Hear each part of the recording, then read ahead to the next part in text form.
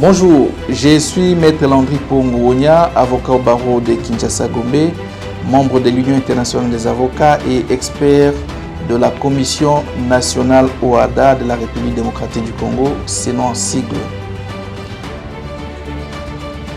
Le 4 mars de cette année 2023, il a plu à son Excellence, Madame la ministre de la Justice et Garde des Sceaux, de prendre un arrêté ministériel désignant les membres du secrétariat technique de la Commission nationale OHADA.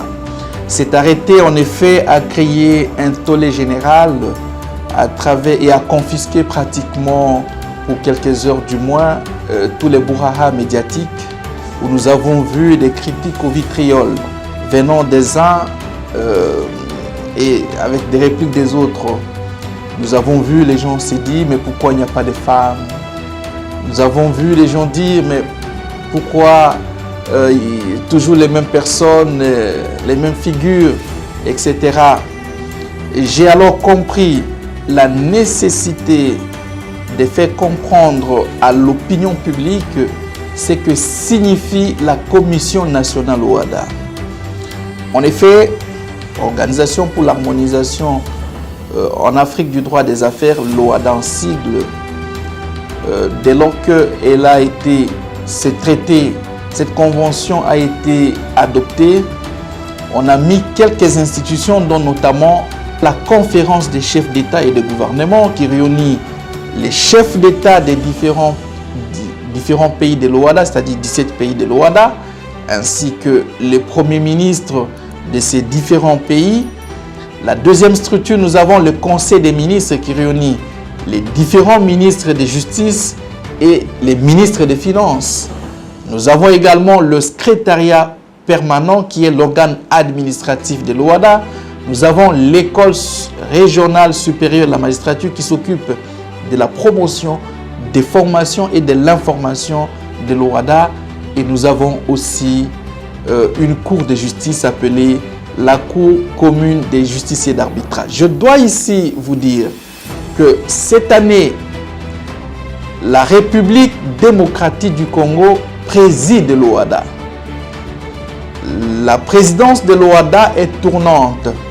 Chaque année, chaque chef de l'État préside une fois par an et nous, cette année 2023, nous tenons la présidente de l'OHADA. Cela veut dire que son Excellence, Monsieur le Président Félix Antoine Tshisekedi Tshilombo est le président de l'OHADA.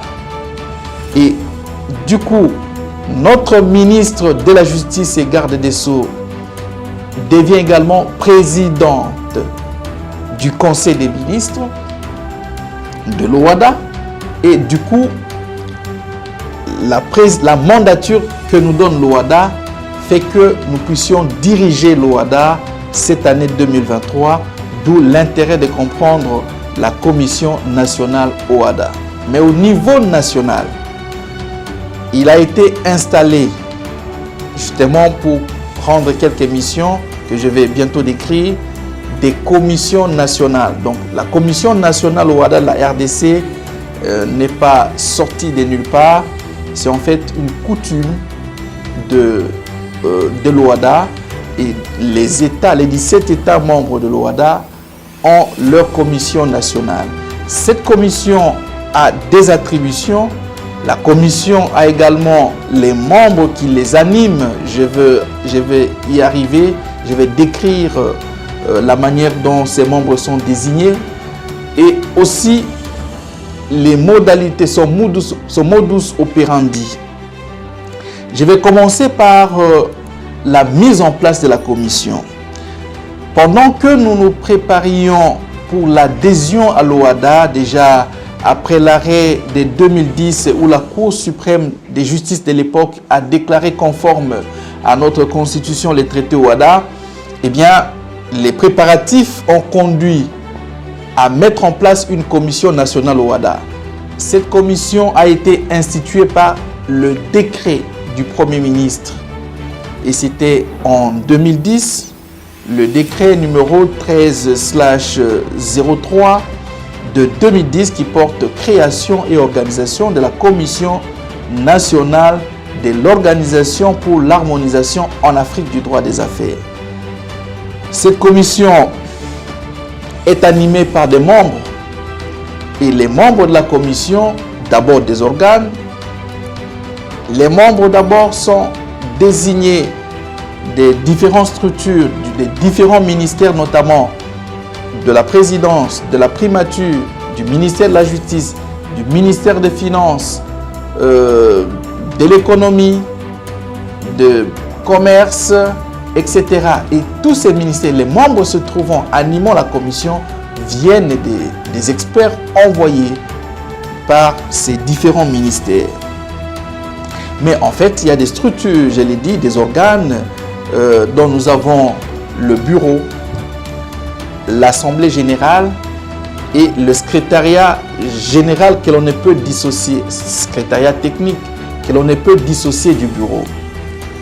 Mais on peut dire en résumé que la Commission nationale OHADA est composée essentiellement de deux structures, les bureaux et l'Assemblée générale. Le bureau est composé du président. Le président est désigné recommandé par le ministère de la Justice, mais sur décret du Premier ministre. Nous avons également un vice-président qui doit venir d'une recommandation du ministère des Finances. Nous avons également un rapporteur qui doit venir du ministère de l'Économie et les rapporteurs adjoints du ministère qui s'occupe du commerce. Alors, tous ces gens sont recommandés par les différents ministères sous-allusionnés et c'est par décret du Premier ministre qu'on les désigne. Ça peut arriver comme par un hasard quelque peu malheureux que le ministre de la Justice ait recommandé un homme, un ministre des Finances aussi, le ministre qui s'occupe du commerce et celui de l'économie, qu'on par un hasard, parce qu'ils ne s'attendent pas, qu'on par un hasard puisse envoyer uniquement les hommes. Ça, c'est pour répliquer à une critique selon laquelle, mais pourquoi la commission est totalement masculine. Donc, c'est sur base de ces recommandations, de ces différents ministères, que le Premier ministre, qui n'a pas beaucoup de pouvoir d'appréciation des changements, prend la décision pour installer. Ça peut aussi arriver que ces différents ministères, comme par un hasard aussi heureux, puissent envoyer, heureux ou malheureux pour les hommes, puissent aussi envoyer uniquement des femmes. Et alors, vous allez vous retrouver devant une commission nationale OHADA essentiellement féminine. Mais ce qui est pris en compte, au-delà de la féminité et de la masculinité, ce qui est plus pris en compte, c'est le caractère technique, l'intérêt que l'expert que l'on envoie a pour l'OHADA. Au-delà du bureau, les bureaux, à côté du bureau, nous avons également le secrétariat technique. Le secrétariat technique est composé de la cellule administrative, aussi que le nom l'indique, qui s'occupe de l'administration quotidienne de la commission. C'est-à-dire, vous allez trouver des huissiers, des réceptionnistes, des informaticiens, la cellule administrative. Nous avons également la cellule technique de la commission composée des experts dans le domaine, en raison par exemple de leurs publications, de leurs recherches, de ce qu'ils font pour la promotion de l'OHADA, etc. Et sur base d'un critère purement objectif, on choisit les membres du secrétariat technique. Ça peut aussi arriver ici que l'on se retrouve devant des femmes seulement si les femmes respectent les critères indiqués, c'est-à-dire c'est singularisé dans le domaine de l'étude et de la promotion de l'OHADA, et qu'on se retrouve uniquement devant des experts femmes ou des expertes. Tout comme on peut se retrouver devant les hommes. Mais cette fois-ci, dans la cellule administrative, nous avons vu sur 4 hommes, en fait sur 4 personnes, nous avons 2 femmes 2 garçons dans la cellule administrative. Mais comme par un hasard malheureux ou heureux pour les uns et les autres, on s'est retrouvé devant des experts, c'est-à-dire la cellule technique essentiellement masculine. Mais au-delà de ces bureaux et de son secrétariat technique, nous avons également l'Assemblée générale. L'Assemblée générale aussi s'est réunie au moins, plus ou moins 2 fois à l'an. C'est un organe qui agit de façon ad hoc, prosaïque. Et donc, sur convocation du président de la commission, l'on peut se retrouver. Mais qui compose l'Assemblée générale? L'Assemblée générale est composée des envoyés de plusieurs ministères, 30 ministères. Présidence de la République aussi, primature aussi. Prenez la primature, présidence, ministère de la Justice, ministère des Finances, commerce extérieur, coopération régionale, affaires étrangères, etc. On envoie 2 et certains 1 et on forme l'Assemblée générale pour discuter sur des questions qui se rapportent à l'OHADA. Mais dès lors que nous avons compris la mise en place de la Commission nationale OHADA, ces organes, la désignation des personnes qui animent ces organes, eh bien, il est important que nous disions un mot sur les attributions de la Commission nationale OHADA. C'est un organe très important. Vous savez plus que quiconque que l'OHADA a une mission vise essentiellement le développement, mais en passant par 2 éléments. Harmonisation, modernisation des règles juridiques et judiciaires en vue du développement économique du pays. Mais parce qu'il en est ainsi, si on s'est limité simplement aux structures au niveau international, ça serait une espèce d'OHADA d'en haut. C'est ainsi qu'il fallait créer une dynamique d'en bas.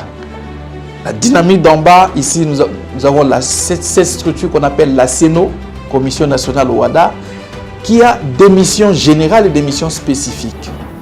Parmi les missions générales de la Commission nationale OHADA, nous avons notamment la formation, c'est-à-dire la promotion de l'OHADA.